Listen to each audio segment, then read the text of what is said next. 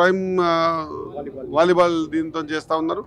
అది మా చైర్మన్ గారు, అట్ ద సేమ్ టైం మా సుధీరణ గారు, అట్ ద సేమ్ టైం మా నారాజ్ గౌడ్ గారు 100% రాబోయే రోజుల్లో ఇంకా ఏమైనా దీనికి కొంత అడిక్షన్ ఉంటే అవి కూడా క్లియర్ చేసి హైదరాబాద్ వేదికగా ఏ విధంగా అయితే ఇప్పుడు మన ముఖ్యమంత్రి గారికి ఒక ఆలోచన ఉంది, ఒక స్పోర్ట్స్ పాలసీ తీసుకొచ్చి 2036 ఒలింపిక్స్లో గోల్డ్ మెడల్ కొట్టాలనే కాన్సెప్ట్లో డెప్త్గా ఆలోచన ఉంది. కాబట్టి ఇవంతా కూడా మా ముఖ్యమంత్రి గారి ఆలోచన, రేవంత్ రెడ్డి గారిది గంజాయి మత్తు వదలండి, గ్రౌండ్లు చేరండి అనేటువంటి ఆలోచన. ఆ ప్లాట్ఫామ్ మీద నేను మా అభిషేక్కి నేను మనస్ఫూర్తిగా కృతజ్ఞతలు ధన్యవాదాలు తెలియజేస్తూ ఉన్నా. మంచిగా కండక్ట్ చేస్తూ ఉన్నాడు.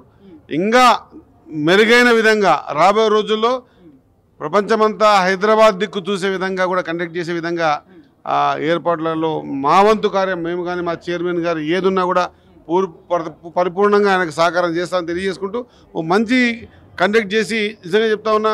ఇక్కడ కూర్చున్నంతసేపు హైదరాబాద్లోనే ఉన్నామా లేకుంటే ఇంటర్నేషనల్ స్టేడియంలో ఉన్నామన్నంత పెద్ద ఎత్తున చేశారు. కాబట్టి I will heartily congratulate you and good luck for your future. అంటే గేమ్స్ అనేది సరే క్రికెట్ కావచ్చు, కబడ్డీ, వీటిని ఎక్కువ ప్రోత్సహిస్తూ వస్తారు, వీటిని ఎక్కువ ఇంట్రెస్ట్ చూపిస్తూ ఉంటారు. అలాంటిది సో వాలీబాల్ని కూడా ఎంకరేజ్ చేస్తూ కూడా మన ఎవ్రీ ఇయర్ లీగ్లో పార్టిసిపేట్ చేస్తాను హైదరాబాద్ టీం. అదేవిధంగా మొన్న స్కూల్ పిల్లలకు సంబంధించిన విలేజ్ ఏరియాలలో అవేర్నెస్ చేస్తూ కూడా స్కూల్ పిల్లల్ని కూడా ఎంకరేజ్ చేస్తూ ఉన్నారు. సో అభిషేక్ గారు సో ఏం చెప్పదలుచుకున్నారు, గవర్నమెంట్ తరఫున మన హెల్ప్ చేసే? ఇక్కడికి వచ్చిన తర్వాత తెలిసింది అభిషేక్ గారు క్రికెట్ కాకుండా మిగతా చాలా టీమ్స్ చాలా గేమ్స్ కూడా మన రాష్ట్రంలో లేని దాన్ని కూడా ఇంట్రడ్యూస్ చేశారని చెప్పారు.